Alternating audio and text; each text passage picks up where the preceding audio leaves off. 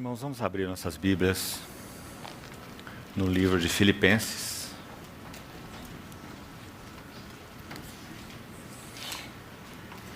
Epístola de Paulo aos Filipenses. E vamos ver 4 versos chaves nessa epístola. Capítulo 1, verso 21. Porquanto, para mim, o viver é Cristo, e o morrer é lucro. Capítulo 2, verso 5. Tende vós o mesmo sentimento que houve também em Cristo Jesus. Lembrando que aqui a palavra mais adequada seria pensamento, ou a mesma mente que houve em Cristo Jesus. Capítulo 3, verso 14. Prossigo para o alvo, para o prêmio da soberana vocação de Deus em Cristo Jesus. E, finalmente, capítulo 4, verso 13. Tudo posso naquele que me fortalece. Vamos orar uma vez mais.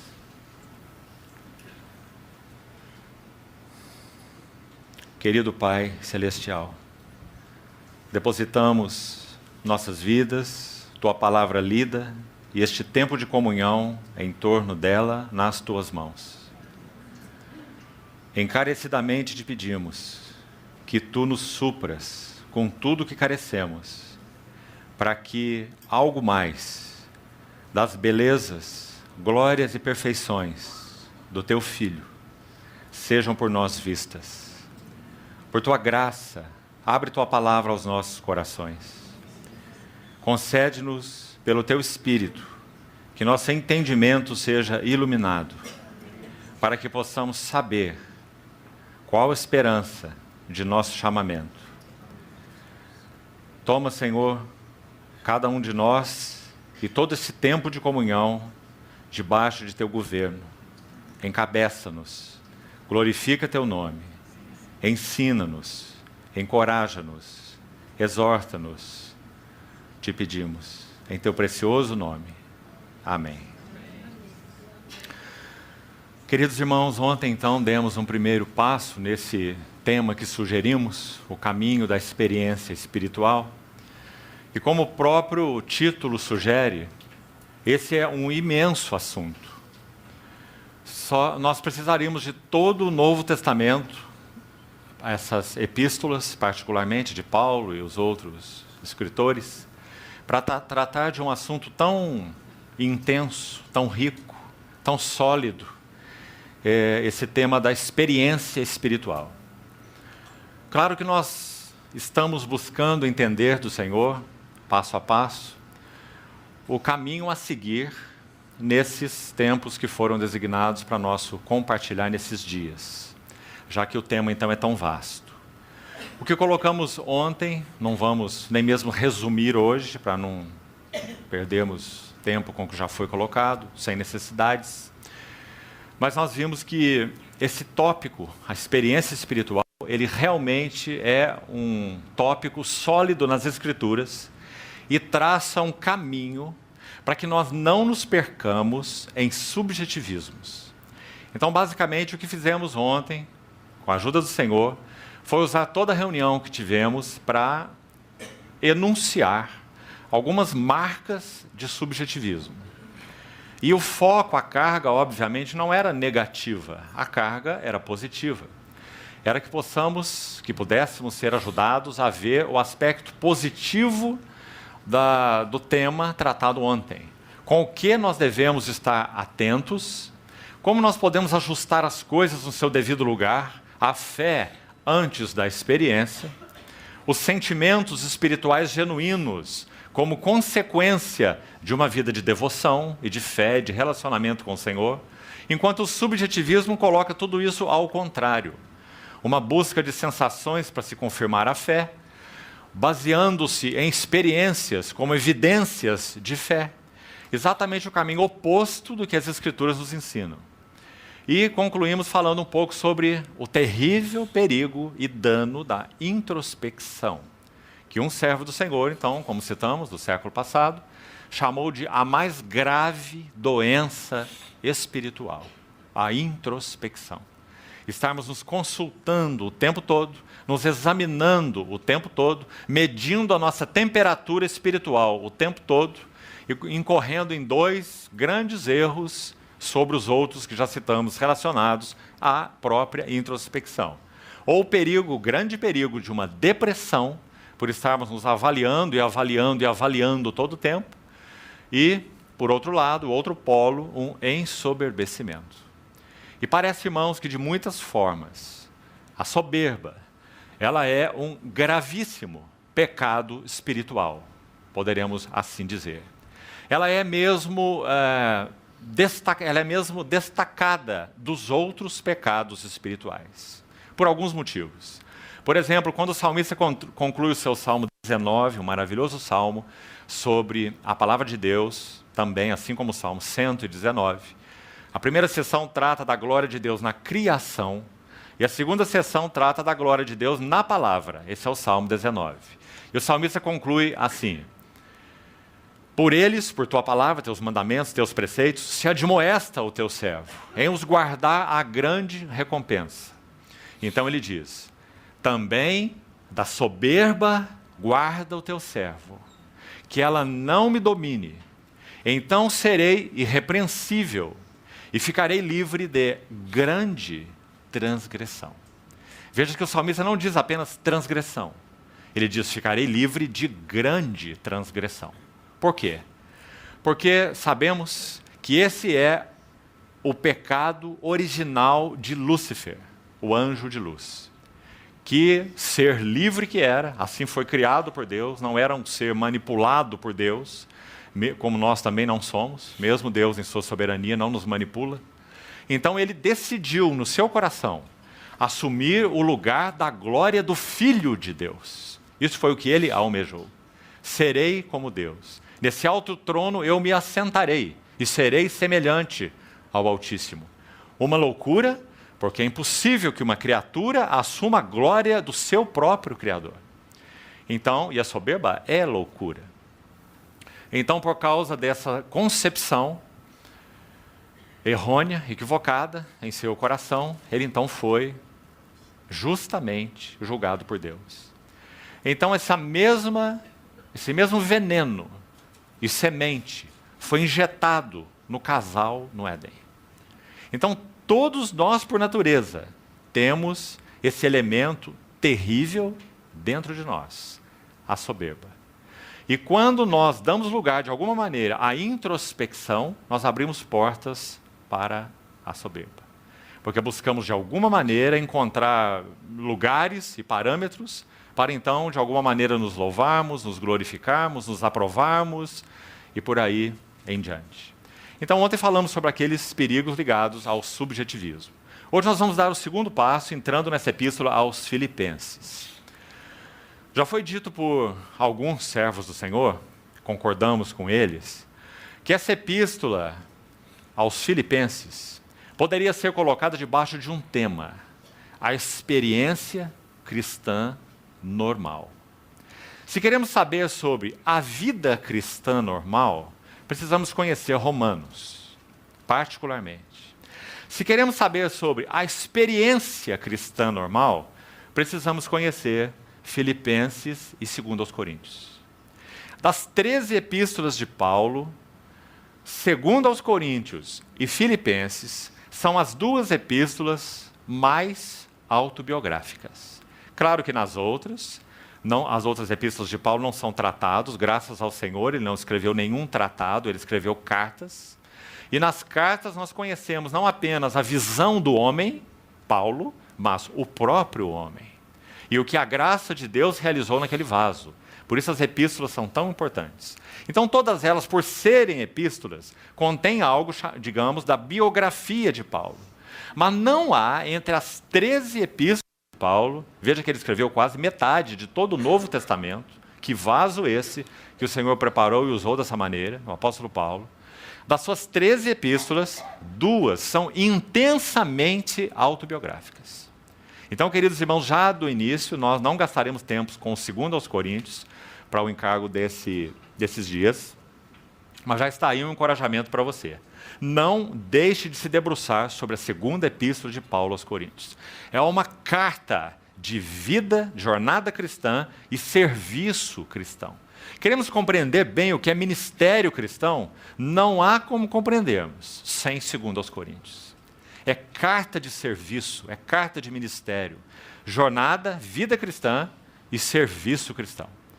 Como ela é uma longa epístola, são 13 capítulos, cheios de notas preciosíssimas, há pelo menos 12 características naquela epístola da vida de serviço de Paulo que são brilhantes naquela epístola, extremamente importantes para a nossa vida e jornada cristã.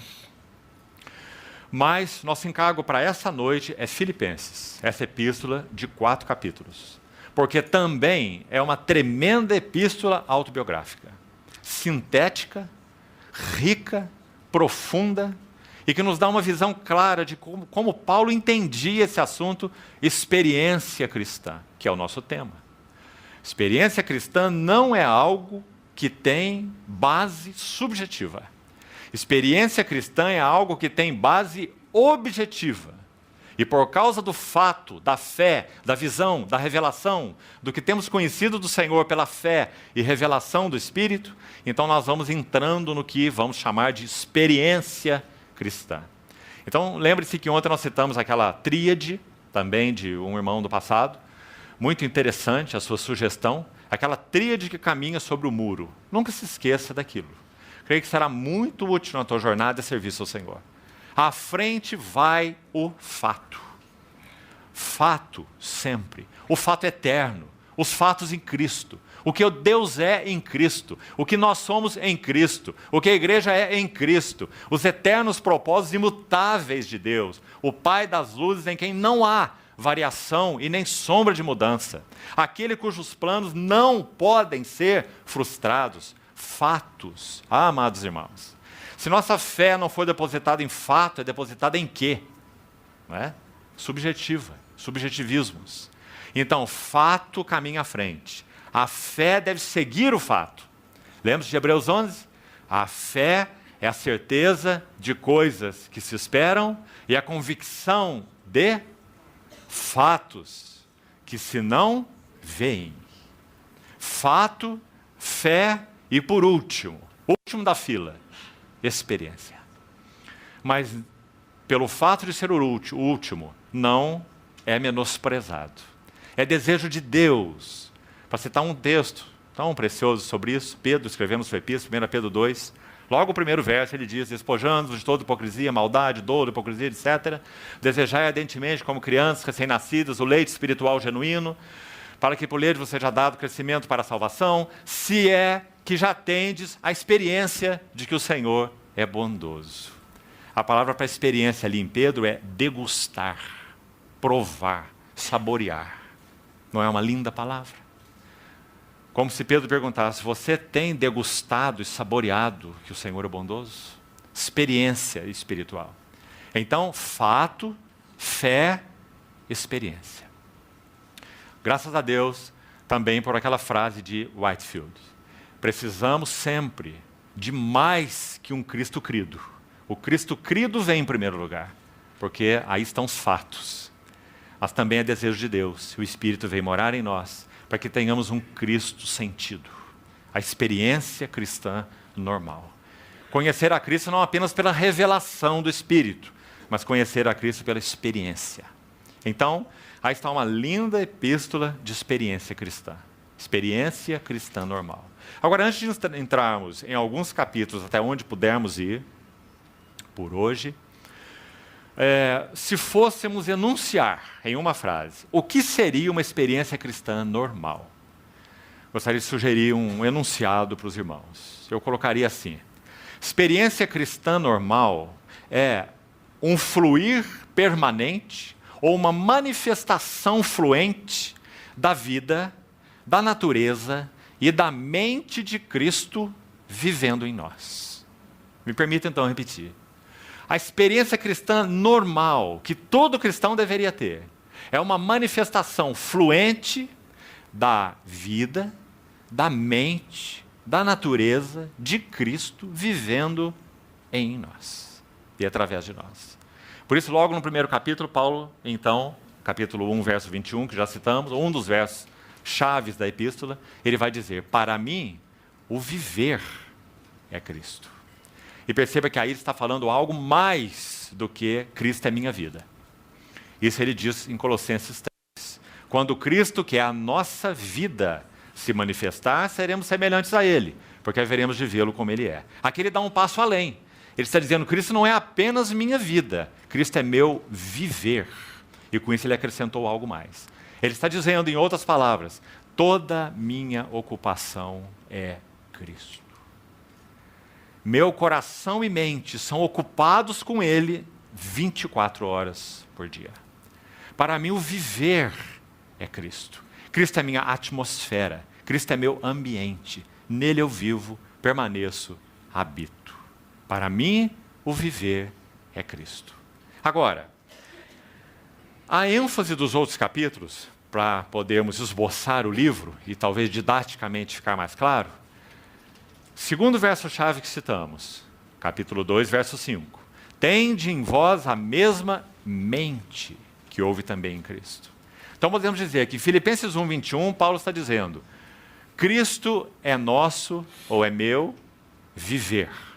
No capítulo 2, verso 5, ele está dizendo: Cristo é minha mente, ou Cristo é minha mentalidade. Então haja em vós a mesma mente, ou mentalidade. Algumas traduções, sentimentos. A palavra melhor é mente, segundo o original. A mesma mente que também houve em Cristo. Então ele vai dizer qual é essa mente. Aquele que a si mesmo esvaziou e aquele que a si mesmo se humilhou. Né? Então essa é a ênfase do capítulo 2. Se pudermos entrar hoje em alguns detalhes mesmo, que de passagem vamos fazer. Que maravilhoso capítulo esse. Paulo vai mostrar a mente de Cristo no próprio Cristo, é claro. Né? É a mente de Cristo. Então ele se esvaziou, ele se humilhou, ele assumiu a forma de servo, ele foi obediente até a morte, morte de cruz. Essa é a mente de Cristo. Tende em vós a mesma mente. E aí ele cita mais 2 exemplos dessa mente de Cristo em manifestação. Primeiro, mente de Cristo em Timóteo. Um outro vaso que expressava com clareza a mente de Cristo. Em palavras inspiradas pelo Espírito, quando Paulo escreveu Filipenses, tão lindas, irmãos. Creio que teremos ainda hoje a oportunidade de tocar nisso. E cita mais um exemplo, Epafrodito. E também mostra marcas da mente de Cristo em Epafrodito. Ora, irmãos, se estamos falando de experiência cristã normal, quantos somos ajudados com esses assuntos? Quantos somos checados se a nossa experiência cristã tem sido normal? Se tem havido em nós a mesma mente que houve em Cristo. Se nós somos do mesmo sentimento, os que se esvaziam, os que se humilham, ninguém nos humilha, porque ninguém pode nos humilhar. A si mesmo se humilhou. Se nós não temos um coração de sermos, de nos depositarmos aos pés do Senhor em humildade, ninguém pode nos humilhar. O soberbo não pode ser humilhado. Nosso Senhor Jesus não foi humilhado pelo seu Pai, não foi esvaziado pelo seu Pai e por ninguém. Ele a si mesmo se humilhou e a si mesmo se esvaziou. Então o conselho da palavra de Deus, tanto por Tiago quanto por Pedro, para nós, muito semelhante que os dois escrevem nas suas epístolas, é: humilhai-vos. É um rogo, como que dizendo, ninguém pode fazer isso por você. Se você não se humilhar, ninguém vai humilhar você. Pensamos errado, né? Nós dissemos: o outro me humilhou, ele está me humilhando. Ninguém pode nos humilhar. Só nós podemos nos humilhar. E devemos fazê-lo. Humilhai-vos na presença do Senhor, para que Ele em tempo oportuno vos exalte. Né? Então essa é a mente de Cristo. Então ele cita essa mente em Cristo, em Timóteo, em Epafrodito. Capítulo 3, o verso que citamos, para esboçar então o livro. 3,14. Prossigo para o, não um, mas o, artigo definido singular. O alvo. E que alvo é esse? Esse alvo é o prêmio. Acompanha aí, 3,14. E que prêmio é esse? É a soberana. Aqui também vamos buscar uma ajuda nessa palavra. A palavra melhor seria ascensional. A mesma ideia de Hebreus 3. Santos irmãos que participam de uma vocação celestial.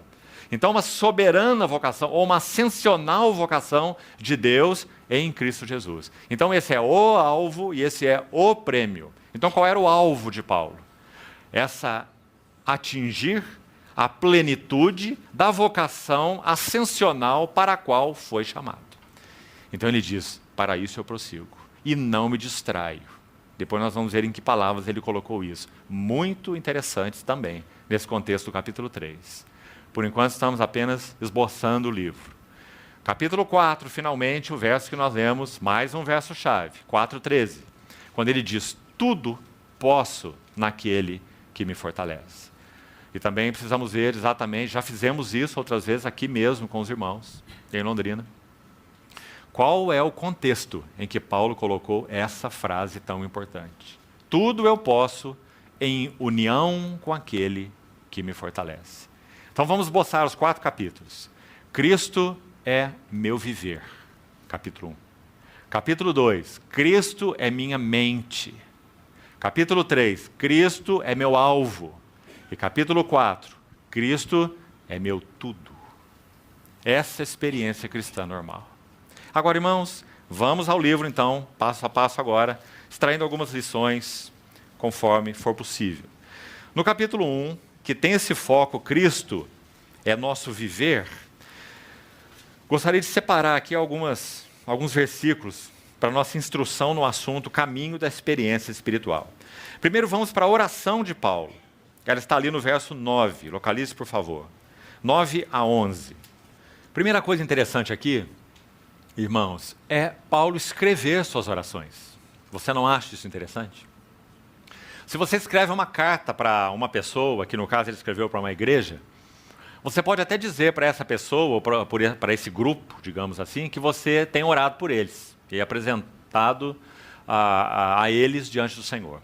Mas é uma coisa inusitada você escrever na sua carta toda a sua oração. Você não acha? Acho que você nunca fez isso com ninguém. Paulo escrevia as orações que ele fazia por aqueles por quem ele orava. E por que isso é tão interessante? Porque se nós estamos tocando a palavra inspirada de Deus, nós temos uma certeza. São orações do Espírito Santo. Porque estamos tocando a palavra inspirada de Deus. E toda a Escritura é inspirada por Deus. Ele mesmo, Paulo, em Romanos 8, foi quem disse assim, não sabemos orar como convém. Mas o mesmo Espírito intercede por nós sobremaneira, com gemidos inexprimíveis. Então sabemos que cada oração de Paulo é um clamor do Espírito Santo, ou por pessoas, ou por assembleias. Né? Então é uma oração absolutamente espiritual, porque foi inspirada pelo Espírito Santo e compõe a palavra inspirada de Deus em cada letra, em cada palavra. Então, por isso elas são tão importantes. Então vamos ver essa intercessão de Paulo. Verso 9 ele diz, e também faço esta oração, que o vosso amor aumente mais e mais. Vamos devagar. O foco do capítulo 1 é Cristo é meu viver, ou para mim o viver é Cristo. Então, os versos que vamos separar aqui, Paulo está nos ajudando a compreender esse assunto, para mim o viver é Cristo. Então ele inicia essa epístola com essa carga pelos filipenses, orando. Então ele diz, que o vosso amor aumente mais e mais. Essa oração é uma oração por maturidade de experiência cristã. Já que falamos a epístola aos filipenses tem essa ênfase, a experiência cristã normal. Então, pelo que Paulo está intercedendo pelos filipenses? Para que eles tenham uma experiência cristã normal, uma maturidade de experiência cristã, corporativamente. Então ele começa com essa primeira frase, que o vosso amor aumente mais e mais, em pleno conhecimento e toda percepção. Muito significativas as duas frases que sucedem essa carga de Paulo, que o vosso amor aumente mais e mais. Vamos explicá-las. A primeira, em pleno conhecimento. Olhe, por favor, irmão, com cuidado. Vosso amor aumente mais e mais em pleno conhecimento. Lembra que falávamos ontem? Que a ênfase sobre o amor na verdade, como compartilhávamos ontem? Olha o que Paulo está dizendo nessa epístola. Queremos viver uma experiência cristã normal? Queremos viver uma vida de amor, como Deus nos chamou para viver na vida da igreja? Paulo roga diante do Senhor que o amor deles aumente mais e mais. Ele está falando de uma experiência cristã normal e progressiva, maturidade de experiência cristã. Então ele colocou uma chave importante para nós, irmãos, que não gostaria que nós perdêssemos. Ele está dizendo que esse amor aumenta mais e mais em epignosis, em pleno conhecimento. Que importante, irmãos.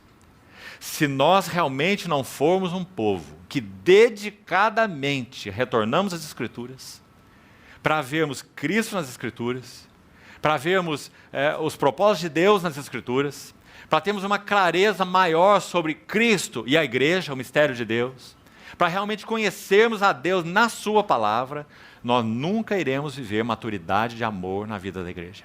Porque para vivermos maturidade de amor, nós dependemos de avançar em conhecimento. Que o vosso amor aumente mais e mais em pleno conhecimento. Então não é um amor sentimental. Ontem também falávamos sobre isso. Um amor subjetivo, um amor de afinidades. Gosto muito desse, não gosto tanto daquele, etc. É claro que há distinção, queridos irmãos, naturais, normais, que não são pecaminosas, nos nossos relacionamentos no corpo de Cristo. Normal.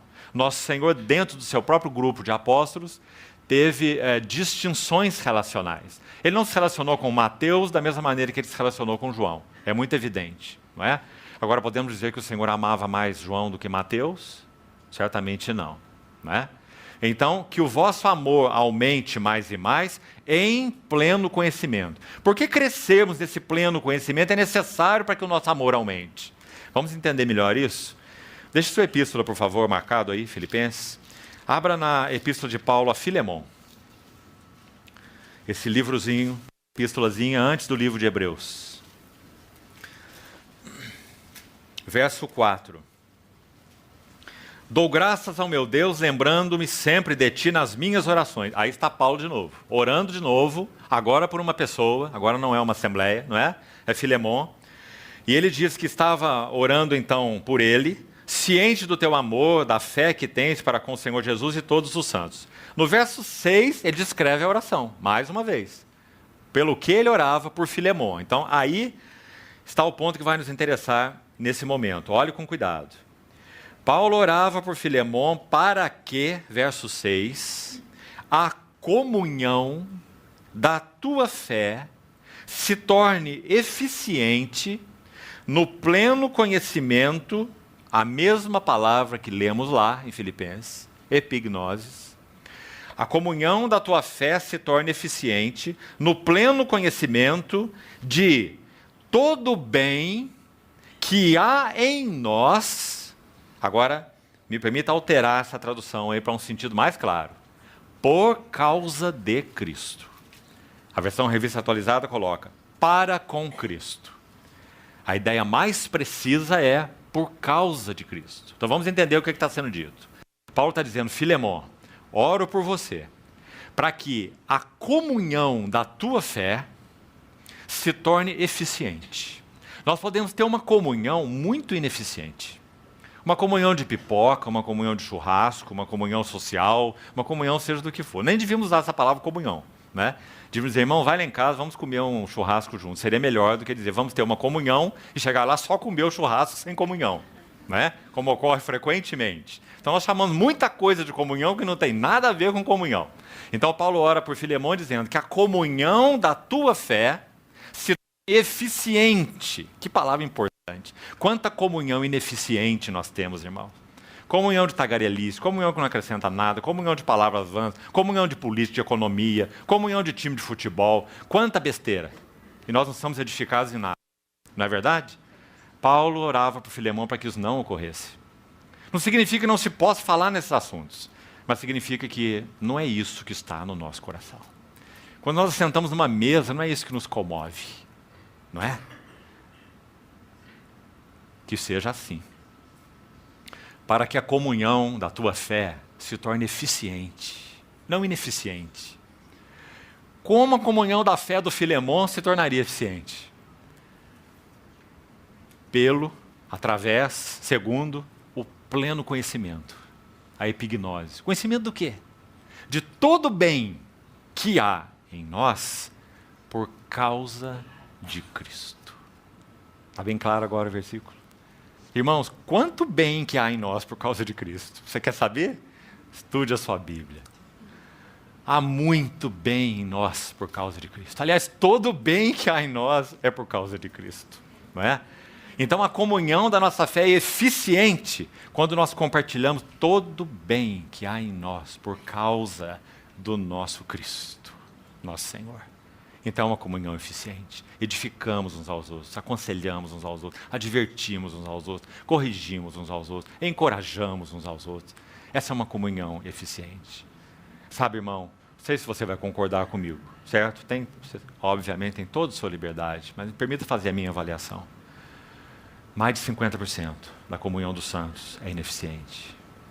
É a comunhão social, é a comunhão de coisas, e de assuntos, e assuntos, e assuntos que não têm fim. Comunhão que não edifica, comunhão ineficiente. Não é mesmo a comunhão bíblica.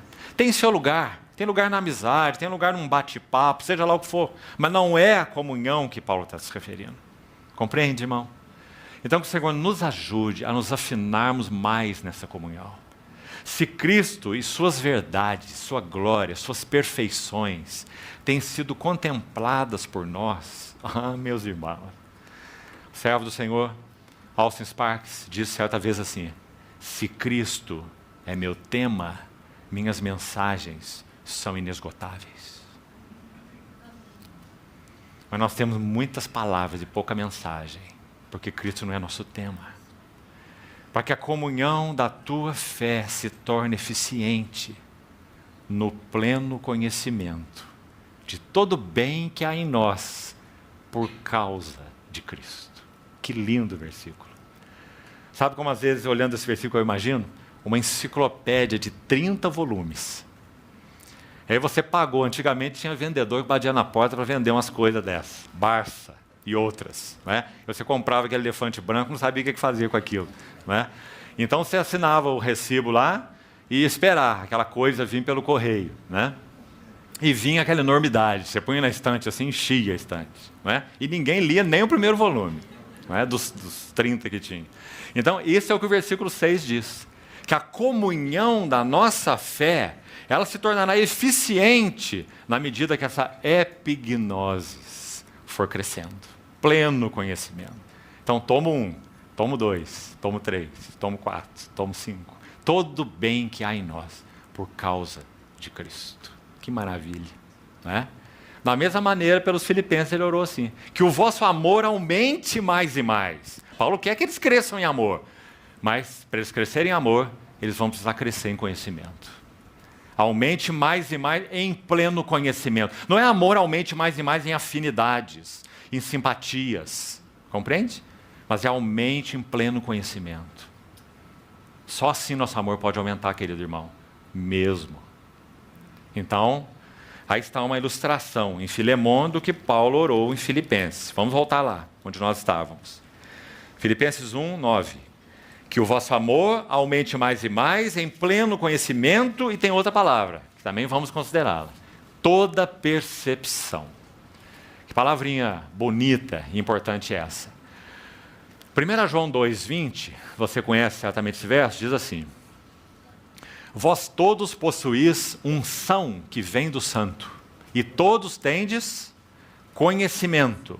Mas a palavra lá não é gnosis, que é a palavra para conhecimento no grego, é outra palavra. É a palavra para percepção. Então o que João está dizendo é: vós todos tendes unção do santo, e todos tendes percepção. Sensibilidade é a palavra.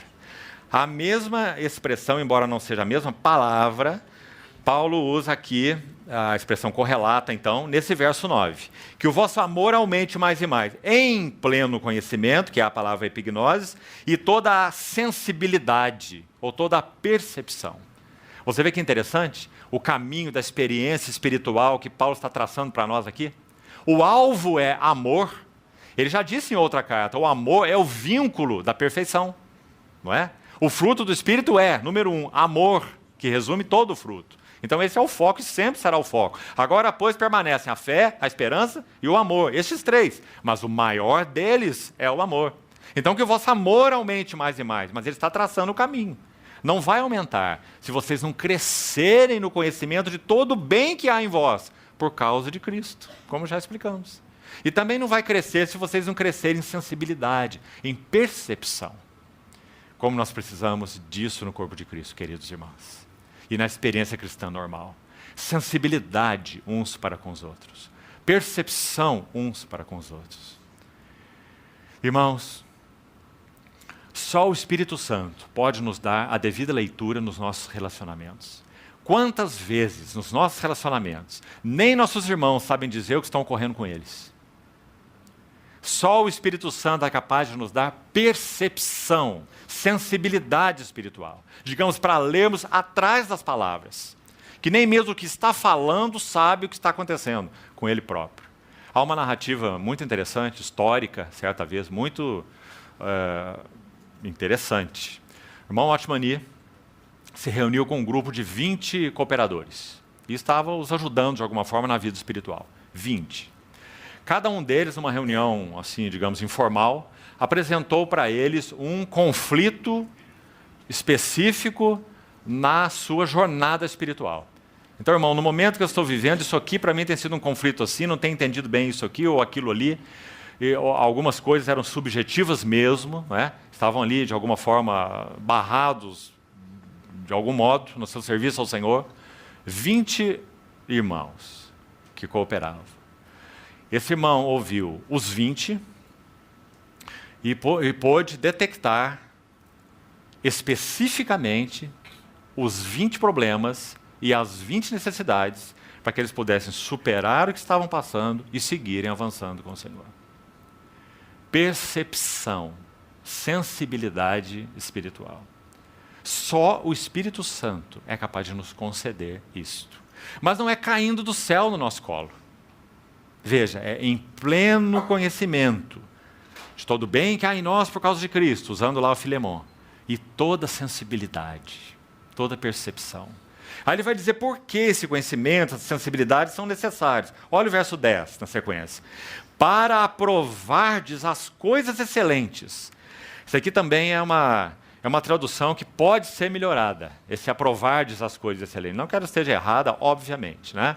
Mas ela pode ser melhorada. E a ideia envolvida aqui é a seguinte: para que vocês discernam as coisas que diferem. Isso é que o texto quer dizer. Então é uma oração por discernimento espiritual. Então que vocês cresçam em conhecimento, cresçam em sensibilidade, para que possam discernir coisa com coisa. Discernir coisas que diferem. Aqui, aprovardes as coisas excelentes. Então, esse aqui tem esse lugar e esse valor, esse aqui já tem esse lugar e esse valor, e esse outro esse lugar e esse valor. Discernimento espiritual. Quanto nós também somos dificultosos nesse assunto, não é? Colocamos no centro o que tem que estar na periferia, colocamos acima o que tem que estar abaixo, não é? Por falta de uma clareza maior no que concerne, então, as coisas do Senhor. Essa era a oração de Paulo. Então, seguindo o verso 10, aprovardes as coisas excelentes e serdes sinceros e inculpáveis para o dia de Cristo, cheios do fruto de justiça, o qual é mediante Jesus Cristo para a glória e louvor de Deus. Então, está aí essa oração de Paulo dentro do capítulo 1, que tem o foco Cristo é nosso viver. Agora, irmãos, como já falamos, ainda um pouco sobre esse versículo 21 do capítulo 1, para mim o viver é Cristo, significa simplesmente, repetindo, me permitam, a ocupação de Paulo do seu coração, da sua mente, das suas energias, dos seus interesses, era uma só: Cristo mesmo. Paulo não tinha um coração dividido em Cristo e a igreja, Cristo e a obra, Cristo e ministério, seja lá o que for. Para mim, o viver é Cristo, uma ocupação com Cristo. Sublime ocupação. Irmãos, quando nós nos ocupamos com Cristo, tudo se faz claro. Quando nos ocupamos com Cristo, as Escrituras se tornam claras. Quando nos ocupamos com Cristo, a vida se torna clara. Quando nos ocupamos com Cristo, o casamento se torna claro e o propósito dele, a família, os irmãos, tudo se faz claro quando somos ocupados com Cristo. Tudo é nebuloso quando nos ocupamos com a obra de Deus, com a igreja, com a Bíblia em si mesmo. Compreende? Então Paulo dizia: para mim, viver é Cristo. Experiência de Cristo mesmo. Então, essa é a ideia desse versículo 21. Agora, para completar esse capítulo 1, rapidamente. Olha o que ele diz na sequência desse verso 21. Acho que também aqui recebemos uma boa ajuda no tópico experiência espiritual.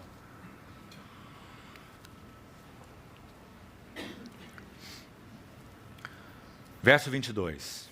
Entretanto, para mim viver é Cristo e morrer é lucro. Por que ele diz que morrer é lucro? Por causa do verso 23, parte final. Partir e estar com Cristo é incomparavelmente melhor. Então, por isso, morrer é lucro, certo?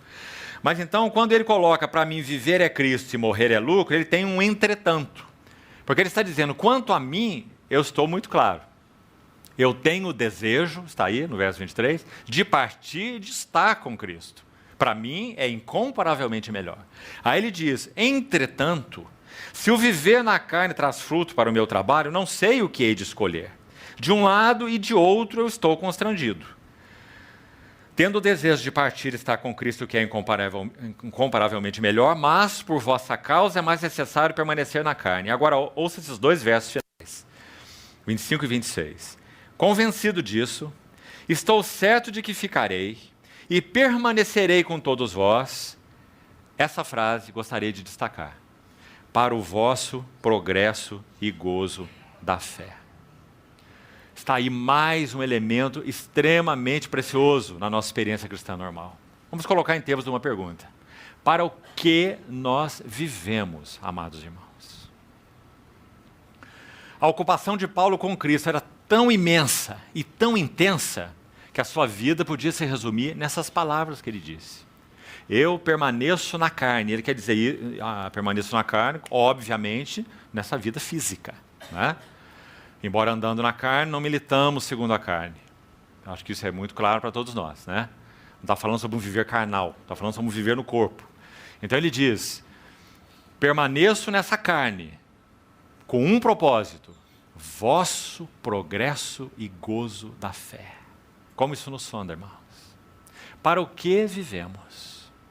Por que vivemos a vida da igreja? Nós vivemos a vida da igreja para o vosso progresso e gozo na fé? Ou nós somos os sanguessugas? Queremos extrair o máximo de todos para o nosso benefício, né? Para o vosso progresso e gozo na fé. Para o que vivemos na família? Para o que vivemos dentro do nosso casamento? Para o que vivemos na esfera coletiva, congregacional? Para o vosso progresso e gozo da fé. 26, tem mais um motivo que ele agrega. A fim de que aumente, quanto a mim, o motivo de vos gloriardes em Cristo Jesus, pela minha presença de novo convosco. Vamos tomar o princípio desse verso 26. Paulo está dizendo, para mim está claro, neste momento, que se eu continuo vivendo essa vida na carne, aumentará o motivo de vocês se gloriarem em Cristo, em função do que eu tenho feito por vocês. Meu serviço, minha vida. Então estou certo de que eu permanecerei para o vosso progresso e gozo na fé, e para que aumente o motivo de vos gloriardes em Cristo. Algumas vezes, juntos, me recordo, já citamos também um verso dele, Atos 20 e 24, que é um maravilhoso versículo, um enunciado que resume, em uma frase, o propósito da vida humana desse servo Paulo. Ele diz assim, em nada, nada significa nada. Em nada eu considero a vida preciosa para mim mesmo. Contanto que eu complete minha carreira e o ministério que recebi do Senhor Jesus. Atos 20, 24. Para isso ele vivia. Amados irmãos, que o Senhor fale mais profundamente ao nosso coração sobre o motivo pelo qual vivemos. Nós temos vivido para o progresso da fé de outros. Nós temos vivido para que a nossa vida produza glória a Cristo em outros. Nós temos vivido como aqueles que não consideram suas vidas preciosas para si mesmos, contanto que completem sua vocação e serviço para o que foram chamados. Esses são os grandes desafios, para que vivamos uma experiência cristã normal. Certa vez, compartilhando isso com alguns irmãos, surgiu uma pergunta muito interessante e prática de um cristão novo. E essas perguntas sempre são muito boas, né? E uma irmã disse assim: o que significa estar ocupado com Cristo na prática? Se eu sou esposa, mãe, profissional, e tenho que cuidar de todos esses assuntos, não posso necessariamente estar ocupada, por exemplo, com o que eu gostaria, ler a minha Bíblia talvez 4, 5 horas por dia, passar mais algum tempo agregado a esse em oração, né? O que significa estar ocupado com Cristo? Não é uma excelente pergunta? E a resposta é: ocupados com Cristo é uma questão espiritual. Estar ocupado com Cristo não é uma questão temporal. Você pode e deve estar ocupado com Cristo 24 horas por dia. Sabe o que isso significa? Se algo interfere nessa comunhão com Cristo enquanto você está estudando matemática, lá no teu espírito humano, o Espírito Santo detecta aquilo e diz: cuidado com isso. Isso interfere na tua comunhão com o teu Senhor. Isso me ofende, diz o Espírito Santo. Isso me desagrada, isso não é meu. Se isso ocorre conosco, isso significa que nós sabemos o que é habitar em Cristo. Permanecei em mim e eu permanecerei em vós. Não é? Então isso é morar em Cristo. Nós fomos chamados para esse ambiente. Crianças não vão nos tirar de lá, trabalho não vai nos tirar de lá, serviço não vai nos tirar de lá, pelo contrário. Para o conhecer, Filipenses 3,10, não tendo justiça própria que procede de lei, mas a justiça que é mediante a fé em Cristo, para conhecer a comunhão dos seus sofrimentos, o poder da sua ressurreição, ser achado nele, não tendo justiça própria. Não é linda essa frase? Paulo queria que cada um que o tocasse, o achasse em Cristo. Não apenas cada um, mas cada coisa também. Cada circunstância, cada tribulação, cada, quem sabe, louvor que ele pudesse receber, o achasse em Cristo. Porque quando essas coisas nos tocam e não nos acham em Cristo, nós estamos arruinados. Então, esse era o segredo da vida de Paulo. Viver, para mim, viver é Cristo, ocupado com Cristo. Então, capítulo 2, vamos avançar um pouquinho mais. A segundo verso-chave nessa carta de ministério, essa carta de experiência espiritual, tão preciosa. Capítulo 2, verso 5, que já citamos: tende em vós a mesma mente. Mas olhe, antes de introduzir ou de enunciar esse verso 5, há 4 versos já nesse capítulo 2, que seguem uma sequência imediata aí também com o capítulo 1, né? Sem interrupção.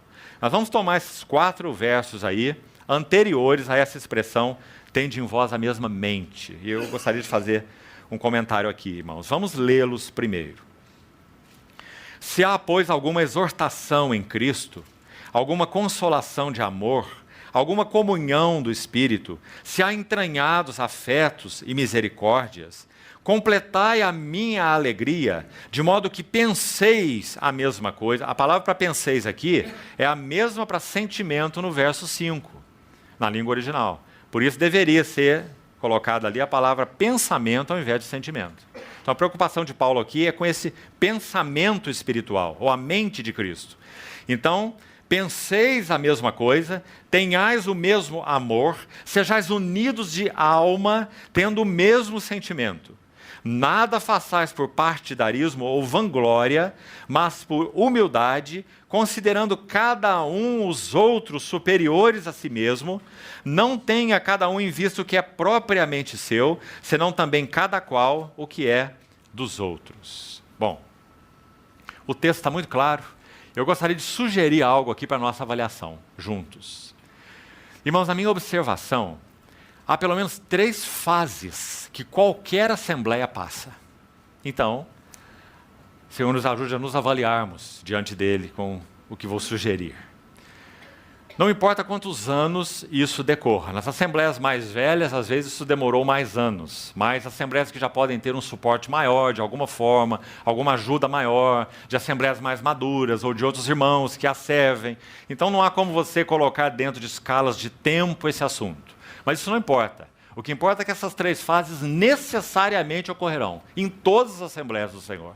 Então eu gostaria de sugerir uma palavra para cada uma dessas fases e que o Senhor nos ajude a avaliar a nós mesmos e nossas assembleias em particular. A primeira palavra seria convulsão. Essa é a primeira fase de toda assembleia, que de alguma maneira recebe um frescor de revelação da parte do Senhor e compreende coisas que antes não estava compreendendo. Não é? Isso é a história, talvez, de a maioria dos que estão aqui. Viram algo mais que antes não viam. Quem sabe viveram 10, 20, 30 anos de vida cristã e não viram. Em um determinado momento, algo ocorreu. E o Senhor alargou a visão e algo ficou mais claro. Então, imediatamente, esse grupo, essa assembleia, ou esse grupo de comunhão, entra em uma fase de convulsão. Por quê? Porque tudo aquilo que então era crido, coloquemos assim, que foi recebido, que foi dado por certo, tem agora que ser passado por uma releitura. Necessariamente. Como não? Não é? Uma nova luz raiou. Então, quem sabe quanto recebemos por pura tradição, não é? Quanto recebemos, sabemos nem lá por quê, como a história daquele empregado que batia o martelinho na roda do trem, né? E uma vez perguntaram para ele, por que você faz isso toda vez que o trem para? Você bate esse martelinho na roda do trem, todas as rodas. Ele olhou para a pessoa que perguntou e falou assim, rapaz, meu bisavô já fazia isso, eu nunca perguntei, você vem me perguntar isso agora? Não é? Ele não sabia o motivo dele fazer isso, a 4ª geração que batia na roda do trem. Não é? Então, muitos de nós recebemos as coisas assim. Não é? Então, quando a luz do Senhor raia, necessariamente, convulsão. Não é? E convulsão corporativa. Então, nós vamos fazer essa revisão de tudo. Mais uma marca nesse período da convulsão. Há muito deleite. E graças ao Senhor por isso. E como há deleite. Às vezes saímos numa reunião, quase que no meio da reunião falamos, Senhor, para, eu já não aguento mais. O Senhor já falou demais comigo. Não é? O deleite na revelação, no frescor daquilo que o Senhor está dando. Graças a Deus por essa convulsão. E ela vai durar um tempo, como marca principal desse grupo de comunhão. Mas vai passar essa fase de convulsão, essa releitura, essa coisa toda. Então vamos entrar numa segunda fase. E acho que a palavra para essa segunda fase seria consolidação. Então aquilo que foi passando pelo filtro, foi sendo revisto e lido de novo, e considerado aos pés do Senhor, e orado junto com outros irmãos, está claro, ficou nítido para nós, então agora nós temos um trabalho grande a fazer. Nós vamos colocar essas bases bem fundo entre nós. Lembra quando Esdras retornou da Babilônia na 2ª leva de cativos? A primeira foi com Josué e Zorobabel, a segunda foi com Esdras. Você se lembra? Esdras, sobretudo, foi o homem que se dedicou à palavra. Mas antes dele houve o retorno com Josué e Zorobabel. E você se lembra a primeira coisa que eles colocaram nas suas bases? O altar. E firmaram o altar sobre as suas bases. Veja. E em seguida, o próximo passo, lançaram fundamentos do templo. Isso é verdade espiritualmente em todas as assembleias do Senhor, queridos irmãos. Convulsão primeiro, então fazemos toda aquela releitura, temos todo aquele deleite do Senhor estar nos falando, abrindo os tesouros da palavra, não é? Então passamos para a segunda fase, agora vamos consolidar. Essas são as bases, esses são os fundamentos. Vamos bater estaca fundo aqui, porque senão é casa sobre a areia. Não é? Então, bendita fase essa também, consolidação. Mas agora vem um lado triste. A terceira fase é a acomodação. Quando então o frescor e o vigor são perdidos. E sabe por quê? Porque nós já conhecemos tudo. Porque nós sabemos como reunir, como orar, como partir o pão, a hora disso, a hora daquilo. Não é? Nós já temos a nossa liturgia, que não vem escrita no papel, mas está escrita ali no coração, na prática. Não que seja errado que nós tenhamos a maneira de fazer uma coisa ou outra. A vida da igreja não é uma confusão, uma desordem, muito menos uma bagunça. Mas a questão é a manutenção de frescor e vigor em tudo que tem sido feito. Essa é a grande pergunta. Porque, amados irmãos, como nós somos tendentes em colocarmos essas coisas no modo automático e nos acomodamos. Então as reuniões da igreja não têm mais o mesmo vigor. A participação dos irmãos não é mais a mesma.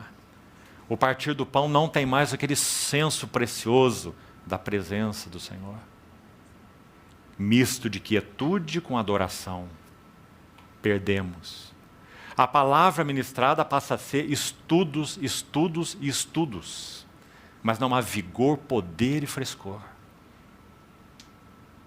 Acomodação. Me permito citar mais uma vez o irmão Sparks. Certa vez ele disse assim: um dos maiores perigos espirituais ocorre quando as verdades divinas se tornam familiares e conhecidas. Acomodação. Já fui a todas as conferências, já li todos os livros, já conheço, já ouvi, já... Acomodação. Por que nós estamos citando isso? No contexto dos versos 1 a 4. Porque o que está ocorrendo nos versos 1 a 4 é resultado, ou podem ser resultados, dessa acomodação. Se houver acomodação, irmão, não tenha dúvida, nós começamos a ter partidos. É aquele irmão que vai compartilhar a palavra? Não, eu fico em casa mesmo. Transmite até por internet, eu fico aqui no meu sofá para ouvir a mensagem. Né? A acomodação. Porque a vida da igreja não é vida de internet. Não é vida virtual. O que o Espírito Santo faz e fala numa reunião, ele nunca faz e fala pela internet. Ele só fala no ambiente da comunhão. Não significa que alguém não possa ser atingido por uma palavra que ouviu na internet. Isso é um outro assunto. Mas significa que o ambiente que o Espírito Santo produz na comunhão da igreja, ele não produz virtualmente. Ele só produz realmente. Compreendeu a diferença? Então, queridos irmãos, quão sérias são essas coisas? Então, se entramos em acomodação, esse é o resultado. Partidarismos, vanglória, ciúmes e contendas, porque ele vai dizer, considere cada um os outros superiores a si. Não é? Mas se não vivemos uma vida com frescor e vigor, entramos em acomodação, ciúmes, contendas e disputas imediatamente ocorrem no viver da igreja. Então estamos aí barrados no que concerne essa experiência, o caminho da experiência espiritual. Já estamos em confusão. Né? Então que o Senhor também nos ajude a revermos essas coisas no nosso coração, irmãos, são muito necessárias. Aquela manifestação de Deus, através de Moisés, na porta da tenda da congregação, é claro que o contexto em si tem tudo a ver com a velha dispensação. Né? Nenhum de nós é ingênuo para supor o contrário. Daquela maneira ocorria. Agora, faça o transporte. Quando você lê 1 Coríntios 14, o que você vê? Você já leu esse capítulo? Conhece? Já leu com cuidado? Então leia 1 Coríntios 14. E você vai ver a igreja se reunindo. E veja se você não tem uma contraparte do que o Velho Testamento chama de a Shekinah e a porta da tenda da congregação, quando Moisés falava com o povo. O motivo do Espírito Santo na reunião da igreja é aquele de 1 Coríntios 14. A tal ponto dele dizer no verso 25, se não me engano, 24 e 25, se entrar entre vós algum indouto ou incrédulo, ele será por todos convencido e por todos julgado. tornar-se-ão manifestos os segredos do seu coração. E ele se prostrará com o rosto em terra e testemunhará: Deus está, de fato, no meio de vós. Essa é a tenda da congregação do Novo Testamento. Não é maravilhoso, irmão?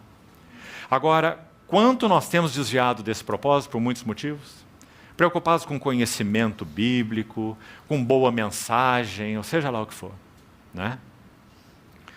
Mas graças ao Senhor, seu propósito não mudou.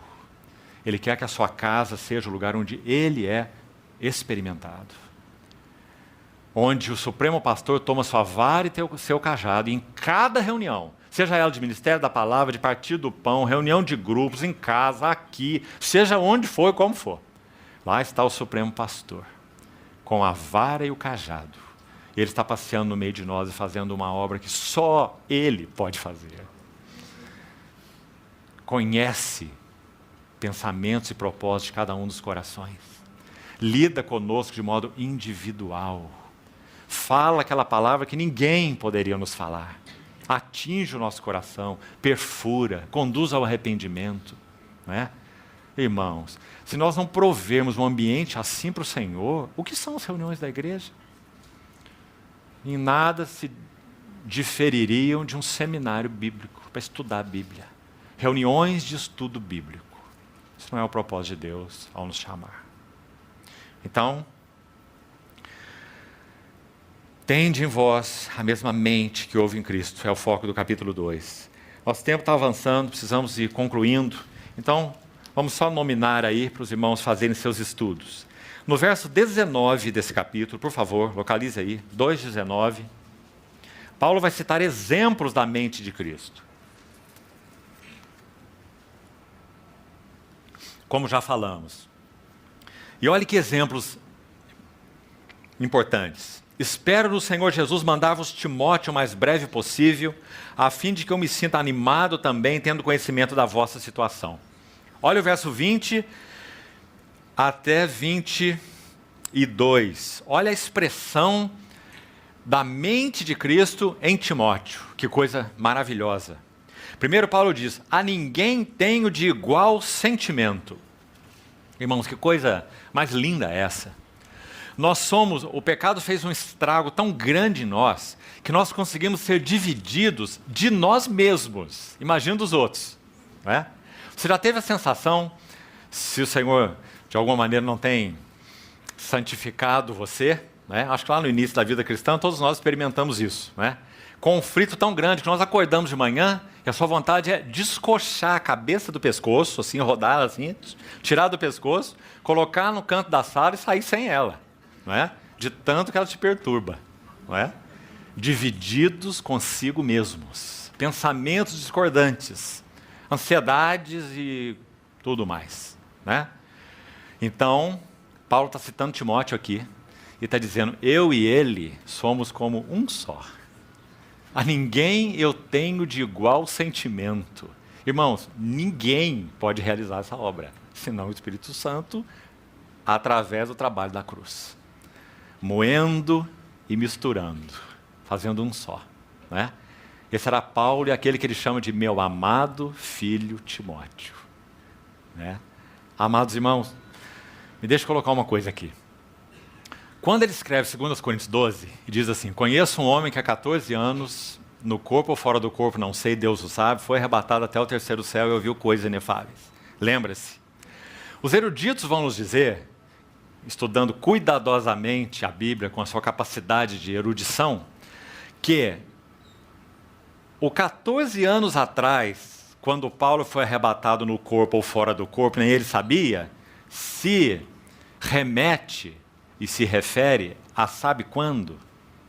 Quando ele foi apedrejado em Listra. Sabe quem estava lá? Timóteo, o discípulo, em Listra. Quando o corpo de Paulo, com toda certeza, como diz o texto, jazia no chão, dado como morto, e olha que os judeus sabiam apedrejar definitivamente. Então lá estava Paulo. Então ele vai dizer, 14 anos depois, conheço um homem. que no corpo ou fora do corpo.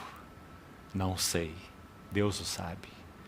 Este homem foi arrebatado ao terceiro céu e ouviu coisas inefáveis, que não é lícito ao homem referir. E o que aconteceu com ele? De alguma maneira, então, esse espírito de Paulo voltou ao corpo, como nós vemos na narrativa de Atos, capítulo 16. Os irmãos o rodearam e oraram, e ele se levanta e entra na cidade. Né? E dessa história Timóteo participou. Então ele vai dizer, escrever a ele 2 epístolas. E vai dizer, meu amado filho Timóteo, a ninguém tenho de igual sentimento. E que sentimento era esse? Que sinceramente cuide dos vossos interesses. Que lindo, não é, irmãos? Um jovem Timóteo, certamente com bem menos de 40 anos. Paulo aqui um ancião em torno dos seus 60, 61 anos de idade, quando ele escreve Filipenses. 25, 26 anos já jornadeando com o Senhor. Se refere ao seu amado filho, dizendo que a ninguém tinha de igual sentimento, que era um jovem que aprendeu a cuidar dos interesses daqueles que pertenciam ao Senhor. Porque todos eles, e agora se refere a outros, 21, buscam o que é seu próprio. Vê?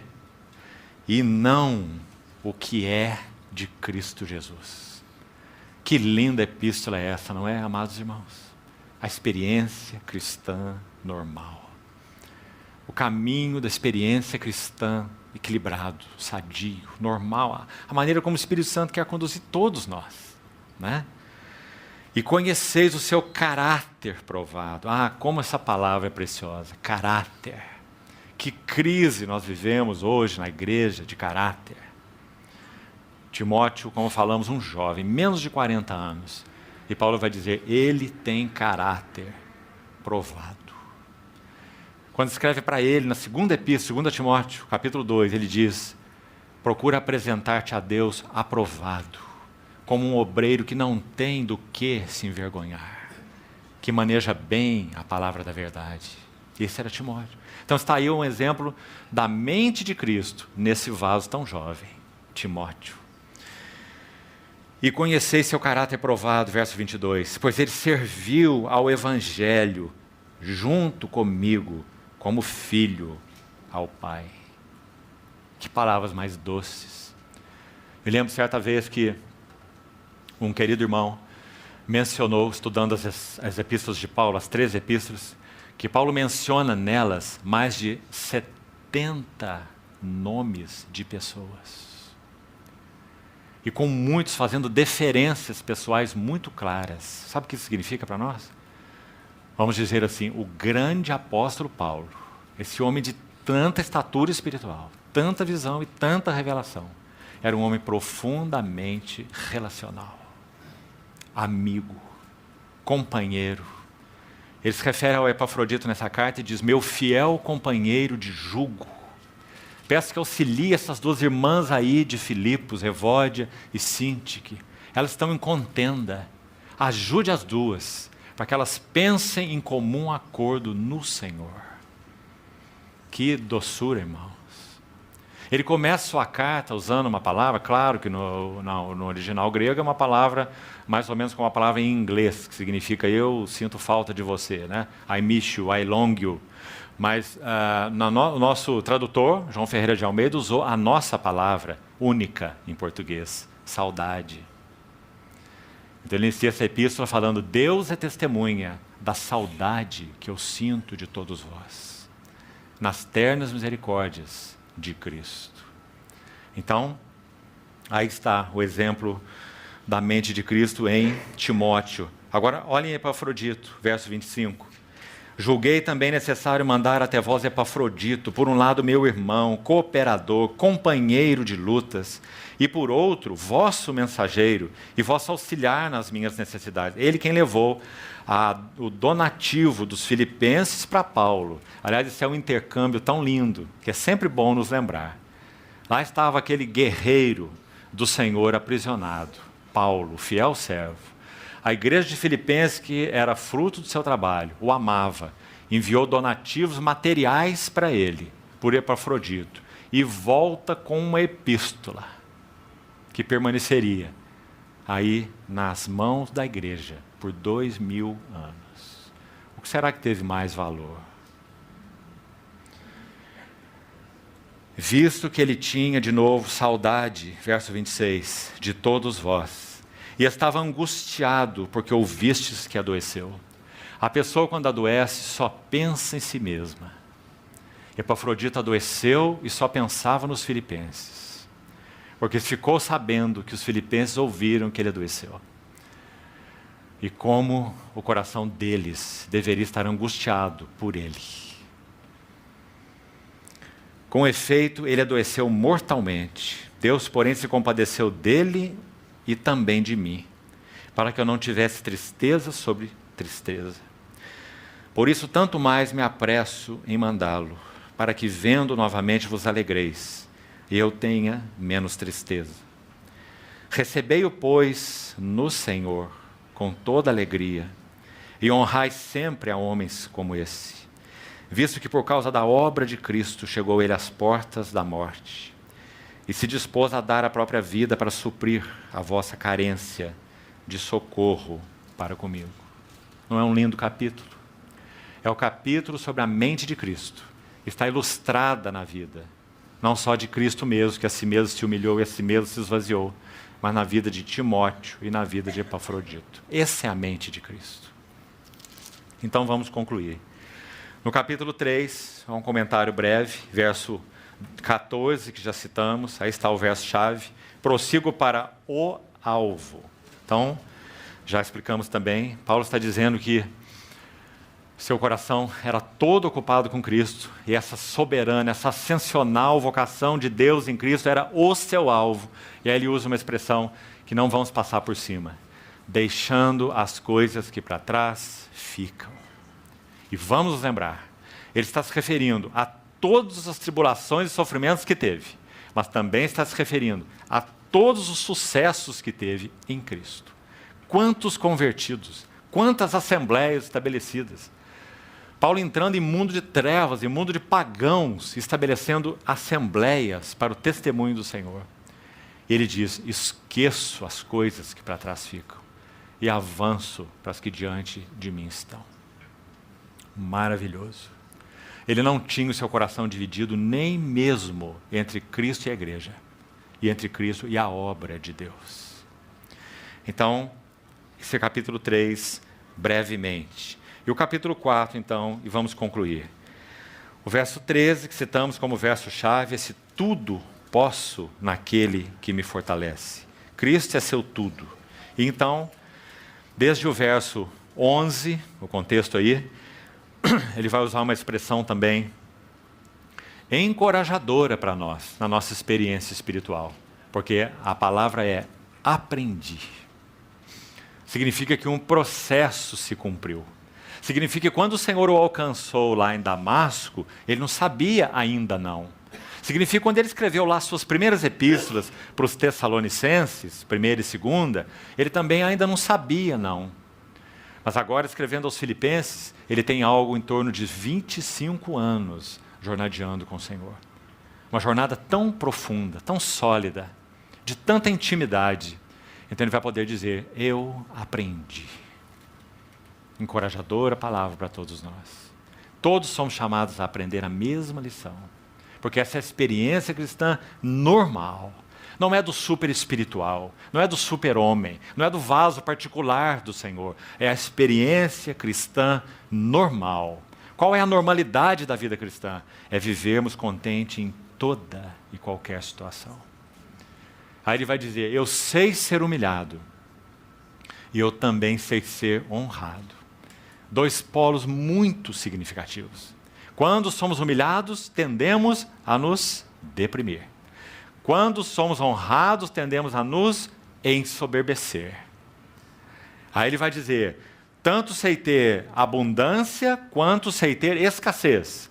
Quando temos abundância, colocamos nosso coração na abundância. E o nosso senso é autossuficiência. Eu tenho. Exorta os ricos do presente século que não sejam orgulhosos e nem depositem sua confiança na instabilidade da riqueza. Ele escreveu assim para Timóteo, por causa do perigo da suficiência. Então ele diz, eu sei ter abundância, sem que meu coração se corrompa. Mas também ele diz, eu sei ter escassez. Porque a escassez é um grande teste. Porque na escassez nós murmuramos. E aqui mesmo, Filipenses capítulo 2, ele escreve assim, fazei tudo sem murmurações e nem contendas, para que vos torneis irrepreensíveis e sinceros, filhos de Deus inculpáveis, no meio de uma geração pervertida e corrupta, no qual resplandeceis como luzeiros no mundo. Como nós podemos viver sem murmuração? Na necessidade, como ele disse, se nós também aprendermos, tomando o jugo dele. Eu aprendi a viver contente. Irmãos, não há como interpretar essa frase de outra maneira, senão talvez com uma palavra: liberdade. Liberdade para ter abundância. Você já pensou nisso? Quando temos abundância, nos tornamos escravos. Escravo de confortos, escravos de luxos, escravo de coisinhas, até de mediocridades. Nos tornamos dependentes de migalhas, confortozinhos, não é? Muito triste. Aprendi a viver contente em toda e qualquer situação. Sei ter abundância. Livre para ter abundância.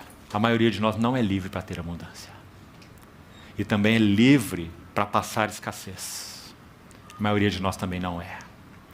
Enchemos nossa boca de porquês quando começamos a passar escassez. Né? Por quê? Quem sabe por que Deus não me ama? Por que eu sou isso? Por que eu não sou aquilo? Por que eu não fiz isso? Né? Livre para ser honrado. Nós também não somos livres nesse nível. Somos caçadores de honra. Né? Caçadores de recompensa. Sutis, camuflados muitas vezes, porque também somos hipócritas. Então Paulo era livre para ser honrado, sem se inchar, mas era livre para ser humilhado, sem se deprimir. Se alguém dissesse para ele, você é isso, ou você é aquilo, ou você é aquilo, talvez ele fosse dizer, como Lutero disse, naquele sonho que teve com o diabo, que apareceu a ele em sonho e disse, você está pensando em reformar a igreja? Você é isso, você é aquilo, você é aquilo e você é aquilo. E quando o inimigo terminou, Lutero disse, e você ainda esqueceu, eu sou mais isso, mais aquilo e mais aquilo. Livre para ser humilhado. Liberdade. Então, queridos irmãos, é essa experiência cristã normal. O Senhor nos ajude, o Senhor nos ensine, o Senhor faça a leitura que só Ele pode fazer para cada um dos nossos corações e que sejamos estimulados, irmãos, a seguir essa jornada tão sublime para a qual nós fomos chamados, tanto individualmente quanto coletivamente. A jornada de uma assembleia com o Senhor é uma das coisas mais maravilhosas que podemos ter sobre a face da terra. Uma assembleia cristã, crescendo para Cristo, encabeçada por Ele, preocupada única e exclusivamente com Ele e os seus assuntos. Não há um privilégio mais maravilhoso que nós possamos viver. Então que o Senhor encoraje a todos nós a sermos estes. Não vamos nos ocupar com outras coisas. Não vamos descansar nossos corações em instituições, em coisas de homens. Sejamos simples. Vivamos de maneira simples, nos reunamos de maneira simples, tenhamos corações simples, foco simples, para que o Senhor elimine essas ervas daninhas que por natureza estão todas dentro do nosso coração. Mas que também nós possamos dizer, Senhor, te louvo, porque tenho aprendido. Bendito seja o seu nome. Vamos orar, irmãos. Querido Pai, somos gratos porque o Senhor nos chamou com mão tão firme, determinação, graça, que nos foi concedida em Cristo Jesus, antes dos tempos eternos. Obrigado porque dessas mãos ninguém e nada nos arrebatará. Também, querido Pai, nós te pedimos que o Senhor não nos deixe como uma obra inacabada, o edifício pela metade, que outros passem e zombem de nós, mas que o Senhor nos leve à plenitude daquilo para o que o Senhor nos chamou. Senhor, vence teus inimigos no nosso coração, triunfa sobre todos eles, Senhor, porque a tua obra na cruz foi absoluta. O Senhor já derrotou todos os teus inimigos, mas carecemos que o Senhor os vença no nosso coração, Senhor. Assim nós nos reconsagramos a Ti, juntos nessa hora. Senhor, cuida de nós também como assembleias do Senhor. Queremos ser simples, queremos ser cheios de frescor, cheios de vigor, ocupados com o Senhor. Senhor, obtém de nós tudo aquilo para o que o Senhor nos comprou, porque o Senhor é digno e é digno e é digno. Nós te pedimos, Senhor, nossas vidas exalem para Ti um aroma suave. Assim, Senhor, nós suplicamos a Ti que concluas o que o Senhor iniciou, vencendo obstáculos, resistências, convencendo-nos, constrangendo-nos, atraindo-nos por Tua beleza e por Teu amor. Em nome do Senhor Jesus. Amém.